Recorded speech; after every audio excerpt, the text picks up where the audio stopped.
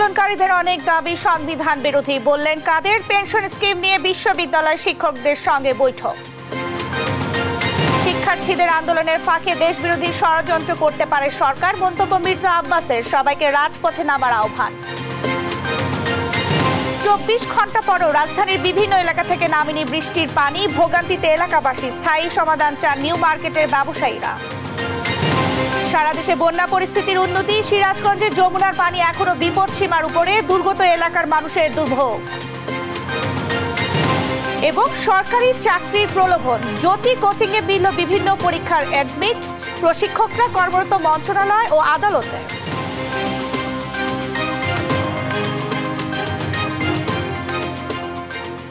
দেখছিলেন শিরোনাম সংবাদ দুপুরের, সঙ্গে আছি আমি শারমিন নাসি।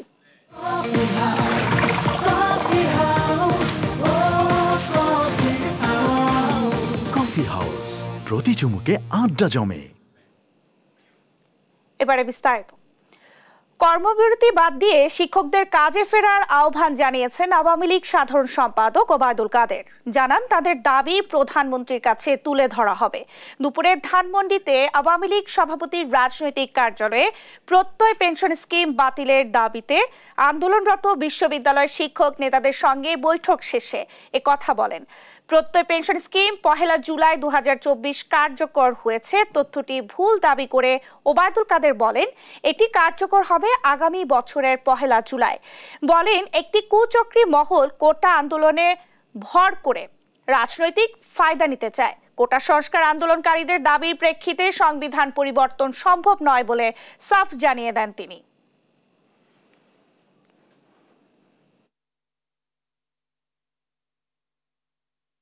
তাদের দাবিনামা সরকারের উচ্চ পর্যায়ে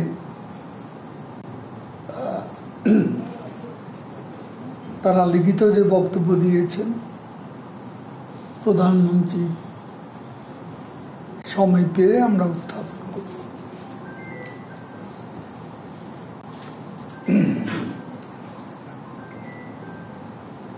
পরবর্তী সিদ্ধান্ত আমরা আলাপ আলোচনা করে নেব।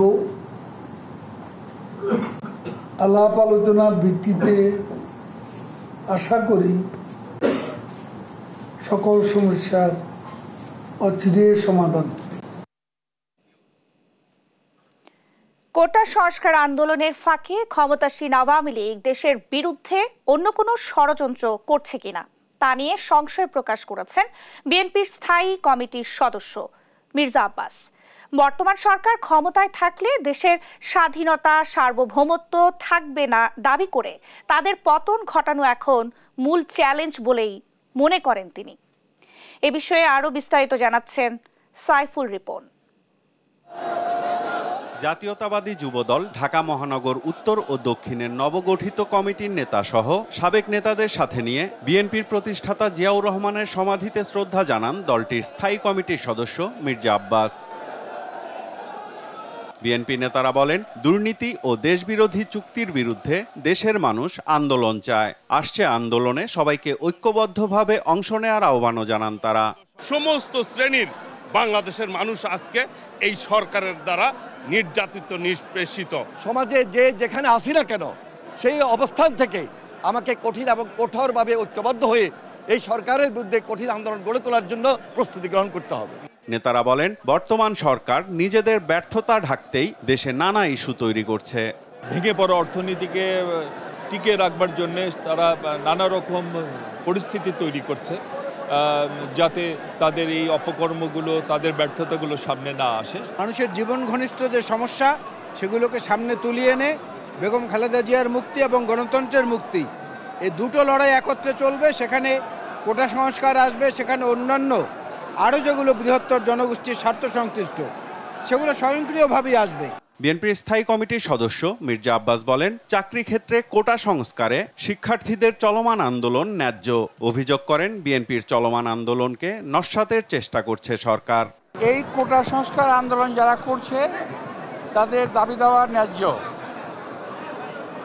সুতরাং বিএনপি এর সঙ্গে আছে এই কথা বলে আসল বিষয়টাকে ধামাচাপা দেওয়ার চেষ্টা করার কোনো প্রয়োজন আছে বলে আমি মনে করি না। এটা তাদের একটা একটা অপপ্রয়াস, অপকৌশল এই আন্দোলনকে অন্যদিকে ধাবিত করার জন্য।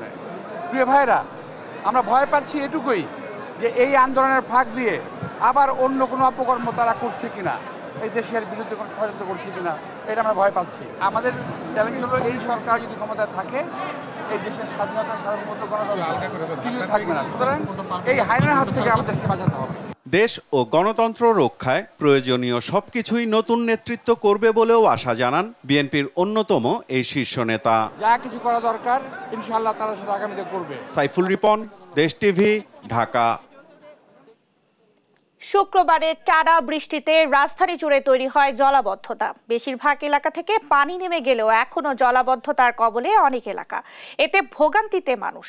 এদিকে বৃষ্টিতে নিউ মার্কেট, গাউসিয়া, চাঁদনী চক, নূরজাহান মার্কেট সহ অন্যান্য মার্কেটগুলো পড়ে জলাবদ্ধতার কবলে।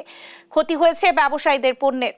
ক্ষতিগ্রস্তরা জানান, সামান্য বৃষ্টি হলেই তলিয়ে যায় নিউ মার্কেট, এতে নিয়মিত ক্ষতিগ্রস্ত হচ্ছেন তারা। বিস্তারিত জানাচ্ছেন নাফিয়া ফারজানা। শুক্রবারের টানা বৃষ্টিতে রাজধানী জুড়ে তৈরি হয় জলাবদ্ধতা।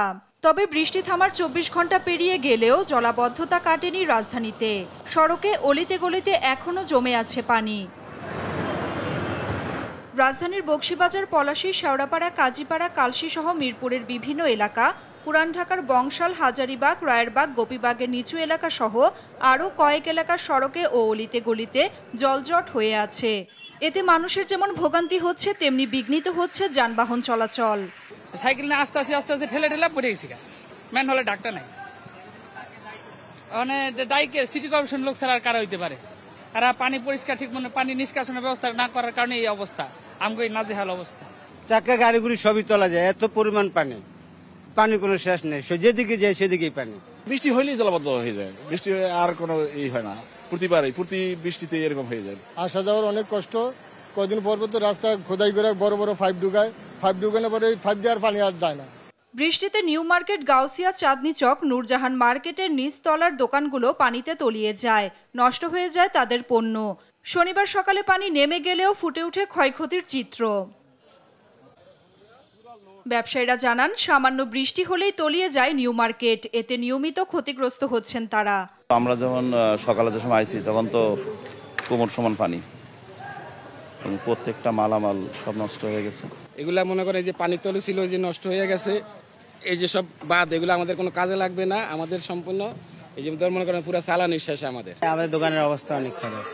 কালকে তো ম্যাক্সিমাম আপনার 4-5 লাখ টাকার মাল নষ্ট হয়ে গেছে।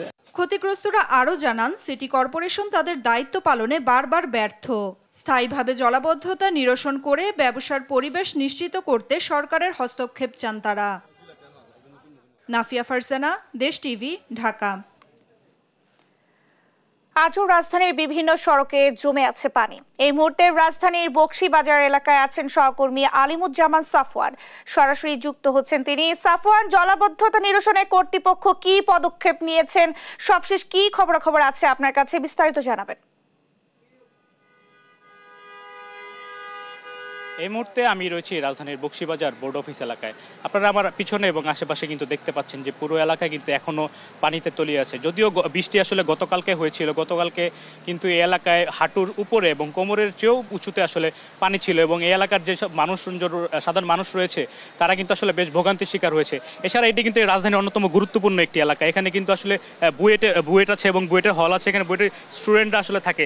তাদের সাথে আমি যখন কথা বলছিলাম তারা যেমনটি জানিয়েছে যে তাদের কিন্তু খাওয়া দাওয়া থাকা সহ সব কিছুতে আসলে সমস্যা হচ্ছে। এছাড়া এখানে আশেপাশে যারা এলাকাবাসী রয়েছে তারা যেমনটি বলছেন যে গতকালকে তারা সম্পূর্ণ ঘরবন্দি অবস্থায় ছিলেন এক প্রকার, কারণ বুক পর্যন্ত পানি ছিল এই এলাকার। তখন কিন্তু তারা বাসা থেকে বের হতে পারেনি এবং এখান থেকে কোনো খাবারের জন্য তারা বের হতে পারেনি। এই মুহূর্তে আসলে আমি একজন পথচারীকে দেখতে পাচ্ছি যে তিনি তার সাইকেলটি এখানে বিকল অবস্থায় পড়ে আছে, এবং তার সাথে একটু কথা বলতে চাই যে আপনারা আসলে কোত্থেকে আসছিলেন এবং কি সমস্যা হয়েছে আপনার। ধন্যবাদ।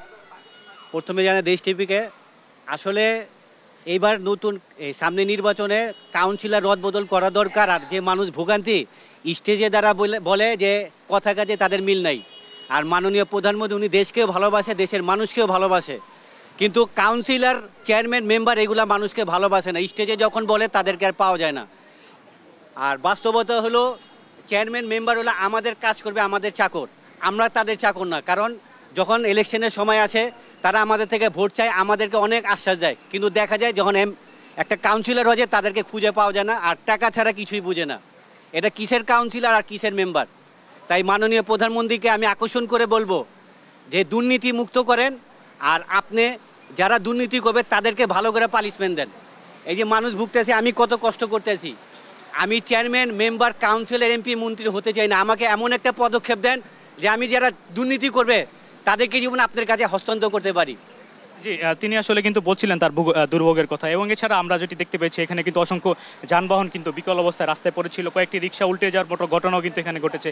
বুয়েটের কিছু শিক্ষার্থী আমার সাথে রয়েছে, তারাও কিন্তু অনেক ভোগান্তির মধ্যে রয়েছে। আমি তাদের কাছ থেকে জানতে চাবো কি ধরনের ভোগান্তির শিকার হচ্ছেন আপনারা। থ্যাংক ইউ আপনাকে। কালকে সকালে বৃষ্টি হওয়ার পর থেকে প্রায় আমার বাসা বক্সিবাজারের দিকে, ওখান থেকে প্রায় কালকে থেকে আজ পর্যন্ত প্রায় বলা যায় 5 সেন্টিমিটারও পানি কমে নাই, এরকম অবস্থা আমাদের প্রেটি মাছ কালকে। এবং দুপুরে রাতের মধ্যে খাওয়া দাওয়া নিয়ে প্রচণ্ড সমস্যা ছিল। এখনও আসলাম, দেখলেন রিক্সা করে প্রায় এতটুকু পানি জমে আছে। তো আপনাদের হলের ডাইনিংয়ে পানির ভিতরে চলে গিয়েছে? আমাদের 5টা হলের মধ্যে 4টা হলে পানি উঠছে, আমাদের হলে পানি উঠে নাই, বাট বাজে অবস্থা এটা বলা যায়। এবং যেহেতু এই এলাকায় বেশিরভাগ শ্রমজীবী ক্যাটাগরির মানুষ থাকে, তাদের জন্য প্রচণ্ড কষ্ট হচ্ছে। দেখতে পাচ্ছি অনেকের বাসার নিচে পানি জমে গেছে, এবং আমরা ছাত্র মানুষও অনেক আছি। অবশ্যই এটা আমাদের ভোগান্তির একটা কারণ, এটা দ্রুত নিবারণ দরকার। তিনি আসলে যেমনটি বলছিলেন যে এলাকার যারা সাধারণ জনগণ রয়েছে তাদের পাশাপাশি যারা এখানে বুয়েটের শিক্ষার্থী রয়েছে তারাও কিন্তু বেশ ভোগান্তির শিকার হচ্ছে। আমি যদি বুয়েটের ভিতরে একটু দেখানোর চেষ্টা করি, আসলে কতটুকু দেখা যাচ্ছে বলতে পারছি না, কিন্তু বুয়েটের ভিতর কিন্তু পুরোটাই আসলে প্লাবিত হয়ে গেছে। এখানে যারা শিক্ষার্থী রয়েছে তারা কিন্তু অনেকটা ভোগান্তির শিকার হচ্ছে, তাদের চলাফেরা, খাওয়া দাওয়া সব কিছু থেকে শুরু করে আসলে তারা কিন্তু ভোগান্তির শিকার হচ্ছে। তারা কিন্তু তাদের এক প্রকার বুয়েটের মধ্যে বন্দি অবস্থায় আসে আসলে বলা চলে। এছাড়া এই এলাকায় আমরা যখন সকাল থেকে এসেছি, এখানে অনেক পথচারী যারা এখান দিয়ে চলাফেরা করছিলেন তারা অভিযোগ করেছেন যে রিক্সা পাওয়া যাচ্ছে না, এবং আরও অনেক কিছু অভিযোগ তারা আসলে দিয়েছেন। এবং কয়েকটি যানবাহন এখান থেকে বন্ধ হয়ে গিয়েছে বা এখান থেকে উল্টে গিয়েছে পর্যন্ত আমরা আসলে দেখতে পেয়েছি। আপনারা এখন কিন্তু বুয়েটের ভিতরের যে অবস্থা সেটি আসলে দেখতে পাচ্ছেন। এখানে কিন্তু আসলে পুরোটা আসলে প্লাবিত হয়ে গেছে। ভিতরে কিন্তু আপনারা চিত্রটি দেখতে পাচ্ছেন। শুধু বুয়েটই নয়, এখানে যে বোর্ড অফিস এটি কিন্তু ঢাকার অন্যতম গুরুত্বপূর্ণ একটি এলাকা, এবং এই এলাকার চিত্র যদি এমন হয় তাহলে আসলে এটি জনগণের জন্য কতটা ভোগান্তি সেটি আসলে বলার বাহুল্য থাকে না। ভারী বৃষ্টিপাত না হয় বন্যা কবলিত এলাকা থেকে ধীরে ধীরে নামতে শুরু করেছে পানি। তবে পানি কমলেও আবাদি ফসল নষ্ট, কাঁচা পাকা সড়ক বিধ্বস্ত, নদী পাড়ে ভাঙন বৃদ্ধি সহ সুপেয় পানি ও খাবার সংকট দেখা দিয়েছে। ভোগান্তিতে পড়েছেন বন্যা কবলিত লাখো মানুষ। আগামী কয়েকদিন ভারী বৃষ্টিপাতের পূর্বাভাস থাকায় পরিস্থিতি আবারও অবনতির আশঙ্কা করছে পানি উন্নয়ন বোর্ড। সহকর্মীদের পাঠানো তথ্যচিত্রে টুম্পা আফরোজের ডেস্ক রিপোর্ট। ধীরে ধীরে কমতে শুরু করেছে বন্যার পানি, এতে ফুটে উঠতে শুরু করেছে ক্ষয়ক্ষতি। নষ্ট হয়েছে ফসল, কাঁচা পাকা সড়ক ও নদী পাড়ে ভাঙন বৃদ্ধি সহ দুর্গত এলাকায় কর্মহীনদের মাঝে দেখা দিয়েছে তীব্র খাদ্য সংকট। লালমনিরহাটে বন্যার পানি নামলেও দুদফা বন্যায় জেলার 5 উপজেলার নিম্নাঞ্চল ও চরাঞ্চলে ক্ষতি হয়েছে অধিকাংশ কাঁচা সড়ক। এসব এলাকার কৃষকের বীজতলা সহ নষ্ট হয়েছে নানা ফসল। এরই মধ্যে শুরু হয়েছে নদী ভাঙন। এছাড়া পানি নিষ্কাশন ব্যবস্থা না থাকায় নিম্নাঞ্চলের অনেক এলাকায় সৃষ্টি হয়েছে জলাবদ্ধতা। আবাদগুলো নষ্ট হয়েছে, বাদাম উঠাইতে পারে নাই, তারপরে পানি বসার কারণে আবার নতুন করে ভাঙন শুরু হয়েছে। আমাদের নদী ভাঙন শুরু হয়ে গেছে এবং বাড়িঘর অনেক ভেঙে গেছে এবং এখনো ভাঙতেছে। বৃষ্টি কমায় জামালপুরে বন্যা পরিস্থিতির কিছুটা উন্নতি হয়েছে। 35 ইউনিয়নের পানিবন্দী লক্ষাধিক মানুষ এখনো শুকনো খাবার, বিশুদ্ধ পানি, শিশু খাদ্য ও গোখাদ্যের সংকটে রয়েছে। চাহিদার তুলনায় সরকারের ত্রাণ সহায়তাকে অপ্রতুল বলছেন বানভাসীরা। পঞ্চগড়ে বন্যার পানি নামতে শুরু করেছে, তবে এখনো অধিকাংশ জমি পানির নিচে। দুদফা বন্যায় ভেসে গেছে পুকুরের মাছ। গবাদি পশু নিয়েও অনেকে বিপাকে পড়েছেন। আগামী 7 দিন অতি ভারী বৃষ্টির সম্ভাবনা থাকায় আবারও পানি বৃদ্ধির কথা জানিয়েছে আবহাওয়া অফিস। বৃষ্টি কমায় সুনামগঞ্জে সুরমা নদীর পানি কমেছে, তবে হাওর ও নিম্নাঞ্চলে এখনো পানিতে তলিয়ে আছে অনেক রাস্তাঘাট। ঢলের পানিতে তলিয়ে যাওয়ায় সুনামগঞ্জ তাহিরপুর সড়কে বন্ধ রয়েছে হয়েছে যান চলাচল। ভারী বৃষ্টিতে আবারও পরিস্থিতি অবনতির শঙ্কা বলছেন পানি উন্নয়ন বোর্ড। পানি ঘরের ভিতরে কিস্তি রাত্রে 2টার সময় আমরা মাটির মধ্যে ঘুমাইছি, চৌকি জায়গা নাই, মাটির মধ্যে বাচ্চা নিয়ে ঘুমাইছি। রাত্রে 2টার সময় উঠে দেখি পানি ঘরের উপরে দেখে অক্কান পানি, বুকমা পানি হয়ে গেছে। ওখানে পর্যন্ত চুলার মাঝে আমরা জাল হয়েছেন। মৌলভীবাজারের ৫ উপজেলায় বন্যার পানি নামায় ভেসে উঠেছে ক্ষতচিহ্ন। সেই সঙ্গে টানা ২৭ দিন খাবার পানির সংকট সহ মানবেতর জীবনযাপন করছে এখানকার শত শত পরিবার। বন্যায় জেলার ৪২,০০০ কৃষকের ক্ষতির পরিমাণ প্রায় ১০ কোটি টাকা। আমাদের পানির জন্য মানুষ হাহাকার করছে। আমাদের পানি নলকূপগুলা পানিতে ডুবিয়ে গেছে, তলিয়ে গেছে। মাটি সাটি সব মানে ভাঙ্গা যাইতাছে। বাচ্চা নিলে আর টিন বিন সব ছুটি গেছে গিয়া। বাচ্চা নিয়ে এখনো ভয়ঙ্কর অবস্থা। আমরা টুম্পা আফরোজ, নিউজ ডেস্ক, দেশ টিভি। মতিঝিল সেনা কল্যাণ ভবনের পাশে শ্রী লক্ষ্মীনারায়ণ জিওর মন্দির দেবোত্তর সম্পত্তি উদ্ধারে উচ্ছেদ অভিযান পরিচালনা করেছে ঢাকা জেলা প্রশাসন। অভিযানে ৩৬% বেশি জমি উদ্ধার করা হয়। অভিযান শেষে জমিটি হিন্দু কল্যাণ ট্রাস্টের কাছে হস্তান্তর করা হবে বলে জানায় জেলা প্রশাসন। বিস্তারিত নিয়াজ মোর্শেদের রিপোর্ট। বহু বছর ধরেই রাজধানীর প্রাণকেন্দ্রে মতিঝিলে শাপলা চত্বরের পাশে এই জমিটি প্রভাবশালীদের দখলে। লোকমুখে প্রচলিত এই জায়গাটি শ্রী লক্ষ্মীনারায়ণ জিউর মন্দিরের। কালের পরিক্রমায় একসময় এখানে আনসার ক্যাম্প ছিল। পরে ওই ক্যাম্প উঠে গেলে জমিটির মালিকানা দাবি করে স্থানীয় প্রভাবশালীরা। এখানে তৈরি হয় দোকান। শেষমেশ জমি উদ্ধারে জেলা প্রশাসনের দ্বারস্থ হয় হিন্দু ধর্মীয় কল্যাণ ট্রাস্ট। ওই চিঠির প্রেক্ষিতেই দেবোত্তর সম্পত্তি উদ্ধারে অভিযান পরিচালনা করে ঢাকা জেলা প্রশাসন। এটা দেবতার সম্পত্তি, শ্রী শ্রী লক্ষ্মীনারায়ণ জিউর মন্দিরের সম্পদ। আমরা এই জায়গায় লক্ষ্মীনারায়ণ জিউর মন্দির স্থাপন করব। আমরা দেবতার পূজা অর্চনা হবে। আমরা দেবতার সম্পত্তি, দেবতার আরাধনা আমরা এই জায়গায় আমরা করব। শনিবার সকাল থেকে জেলা প্রশাসনের নির্বাহী ম্যাজিস্ট্রেটের নেতৃত্বে জমি উদ্ধারে শুরু হয় অভিযান। ভেঙে ফেলা হয় সব দোকান। অবৈধ স্থাপনা তৈরি করেছিল, সেই স্থাপনাগুলো আমরা আজকে উচ্ছেদ করে এই জমিতে আমরা জেলা প্রশাসকের নিয়ন্ত্রণে এবং আমরা ঊর্ধ্বতন কর্তৃপক্ষের নির্দেশে এটা আমরা আজকে দখলমুক্ত করব। অবশ্য ভাঙার আগে কোনো ধরনের নোটিশ পাননি বলে অভিযোগ ব্যবসায়ীদের। আমাদেরকে কোনো নোটিশ দেওয়া হয় নাই, জানাজানি করা হয় নাই, হঠাৎ ভাঙচুর করা হইতেছে। আমার জিনিসপাতি নেওয়ার মতো থাকার মতো কোনো জায়গা বলতে নাই। আমাদেরকে কোনো নোটিশের বিষয়ে জানা নেই, বলছে যে এখন ওনারা যাদের দায়িত্ব ওনাদের কাছে দিছে। এর আগেও বিভিন্ন সময় দেবোত্তর সম্পত্তি উদ্ধার করে হিন্দু ধর্মীয় কল্যাণ ট্রাস্টের কাছে হস্তান্তর করেছে ঢাকা জেলা প্রশাসন। নিয়াজ মোর্শেদ, দেশ টিভি, ঢাকা। সরকারি দপ্তরে চাকরির প্রলোভন। ষাটলিপি ও মুদ্রাক্ষরিক হিসেবে চাকরি দিতে শিক্ষার্থী টানছে জ্যোতি কমার্শিয়াল সেন্টার। দেশ টিভির অনুসন্ধানে বেরিয়ে আসে প্রশিক্ষকদের সবাই বিভিন্ন মন্ত্রণালয় এবং উচ্চ আদালতে কর্মরত। চাকরির সঙ্গে এই কমার্শিয়াল সেন্টারটি যোগসূত্র খুঁজতে তদন্ত চান শিক্ষাবিদরা। মাহমুদ হাসানের 2 পর্বের ধারাবাহিকের আজ শেষ পর্ব। ক্যামেরায় ছিলেন উজ্জ্বল হোসেন। সরকারের বিভিন্ন দপ্তরে ষাটলিপি ও মুদ্রাক্ষরিক হিসেবে চাকরি পাইয়ে দেওয়ার প্রলোভনে শিক্ষার্থীদের টানছে কোচিং কেন্দ্র জ্যোতি কমার্শিয়াল সেন্টার। কারা এই কেন্দ্রের প্রশিক্ষক, তাদের খোঁজে এবার দেশ টিভি। অনুসন্ধানে খোঁজ মেলে যারা এখানে ক্লাস নেন বেশিরভাগই বিভিন্ন মন্ত্রণালয় এবং উচ্চ আদালতে কর্মরত।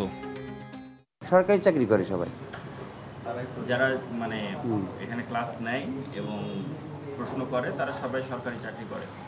তারা কি প্রথম শ্রেণীর কর্মকর্তা? না না না, তাহলে ওই সবাই ক্লাস 3 এমপ্লয়।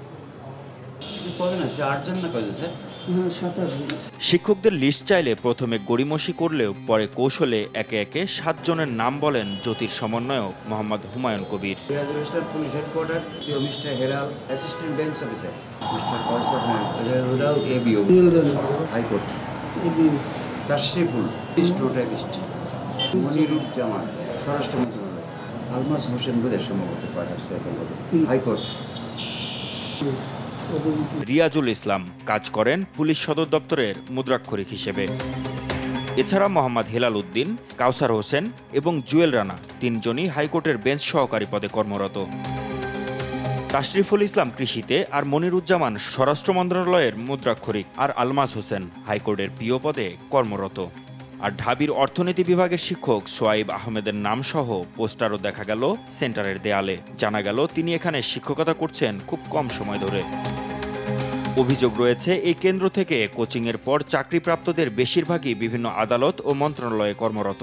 দেশ টিভির অনুসন্ধানে যার প্রমাণও মিলেছে।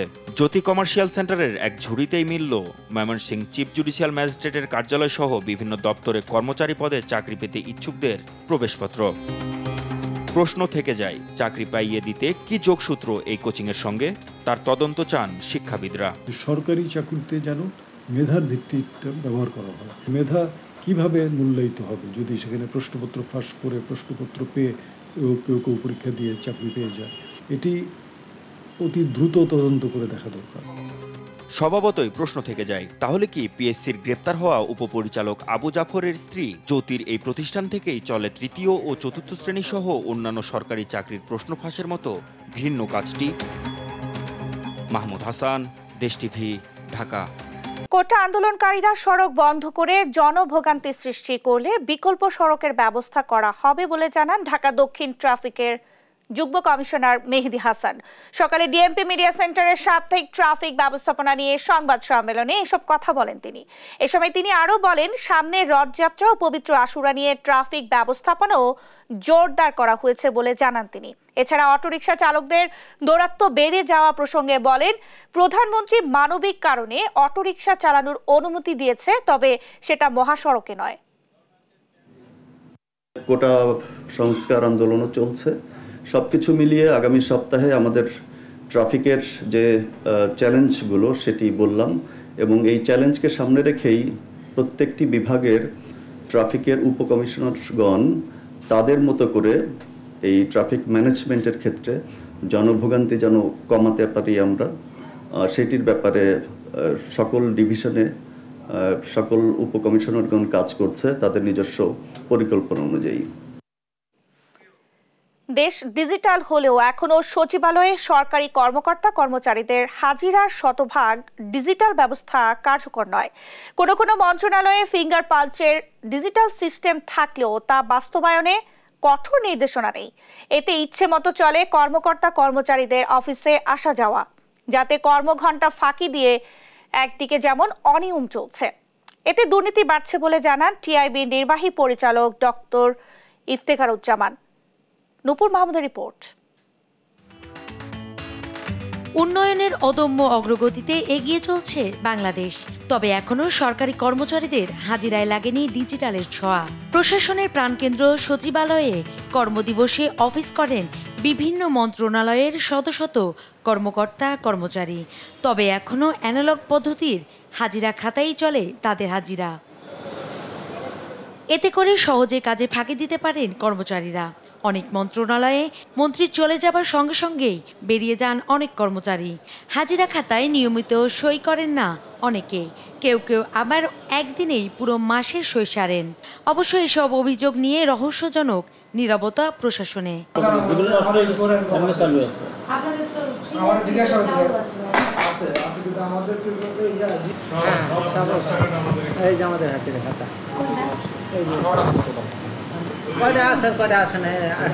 লেখাও আছে, আমরা অফিসে লেখাও হাজিরা দেই, ওটা সকালে সই করে যায়, বিকালে তো আমরা বের হওয়ার সময় আবার ফিঙ্গারপ্রিন্ট দিয়ে বেরোই।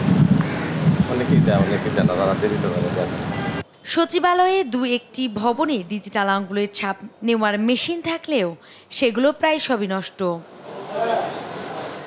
তবে এই নিয়ে কথা বলতে রাজি হয়নি জনপ্রশাসন মন্ত্রী। হাজিরা খাতায় সই করলেও ফাঁকি দেওয়ার সুযোগ কম বলে মনে করেন প্রশাসনের এই কর্তা। উচ্চমান সহকারী আছে, প্রধান সহকারী আছে, সহকারী পরিচালক আছে, উপপরিচালক আছে। তো কারো কারণে কারো চোখে পড়বে যে সে চলে গেল, তার প্রয়োজন আছে, সে কি কাজ ছাড়া থাকে? আমি অ্যাসাইনমেন্ট দিই তাদেরকে দিই না, বিভিন্ন কাজ দিই। সে যদি আমি না পাই তখন তো তাকে ধরতে পারি, আমরা ব্যবস্থা নিতে পারি। সাবেক পরিকল্পনা মন্ত্রী মনে করেন সচেতনতা বাড়লে কমবে কাজের ফাঁকির প্রবণতা। যারা এমপ্লয়ি তারাও আঙ্গুল দেবে না এটাতে, এবং যারা লাগিয়েছে ওরাও 2 নম্বরের জিনিস দিয়েছে, 1 নম্বর জিনিস দেবে না। সে চায় লাভ। আমি জানতাম একটু অবধারিতভাবে এটা কাজ করছে না। আমার সংসারে এখানে যাচ্ছে আমি একটু পরে, ওখানে ওইরকম 2-1 যন্ত্রপাতি আছে, আগে সই করতাম, ওখানে সইটা রাখতে পারছে, কারণ ওটা কাজ করে না। ওই ভিতরে গিয়ে হলে ঢোকার সময় আজকে এই সেশনের একদিনও কাজ করে না। ট্রান্সপারেন্সি ইন্টারন্যাশনাল বাংলাদেশ টিআইবি বলছে, সরকারি অফিসে ডিজিটাল হাজিরা থাকলেও সরকারি দপ্তর পিছিয়ে থাকার অন্যতম কারণ সদিচ্ছার অভাব। ক্ষমতার ব্যবহার এগুলো চিহ্নিত হওয়ার সুযোগ সৃষ্টি হয় যদি এটাকে কার্যকর করা হয়। এই সুযোগটা সৃষ্টি হোক সেটা কর্মচারীরা চান না, সরকারি কর্মচারীরা চান না, সোজা কথা। সেই কারণে এটা লঙ্ঘিত হচ্ছে, যতই বলা হোক না কেন এটা তারা মানতে রাজি না, এবং এটা না মানে প্রতিপালন না করেও তারা পার পেয়ে যান। কেবল সচিবালয়ই নয়, অফিসে ফাঁকিবাজি কমাতে সরকারি সব প্রতিষ্ঠানে ডিজিটাল হাজিরা চালু এখন সময়ের দাবি বলে মনে করেন টিআইবি। নূপুর মাহমুদ, দেশ টিভি, ঢাকা। সংবাদ দুপুরে আরো থাকছে। উইম্বলডনের ফাইনালে নোভাক জোকোভিচ ও কার্লোস আলকারাজ রোববার ট্রফির লড়াইয়ে মুখোমুখি হবেন এই দুই তারকা।